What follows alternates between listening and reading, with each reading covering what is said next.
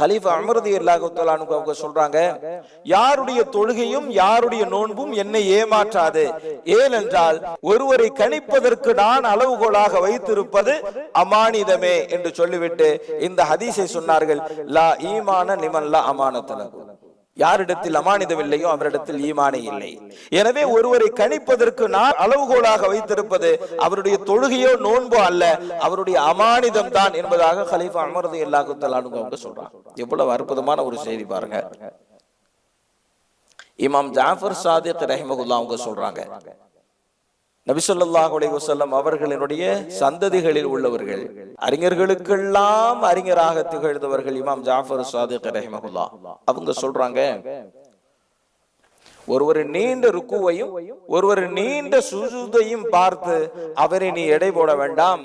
அவர் பேசினால் உண்மையை பேசுகிறாரா, அவர் கொடுக்கல் வாங்கலில் அமானிதத்தோடு நேர்மையாக நடந்து கொள்கிறாரா என்பதை வைத்து கணிக்க வேண்டுமே தவிர அவருடைய நீண்ட ருக்குவையோ நீண்ட சுஜூதையோ வைத்து அவரை கணிக்க வேண்டாம் என்பதாக இமாம் ஜாஃபர் சாதிக் ரஹிமஹுல்லாஹ் சொல்றாங்க.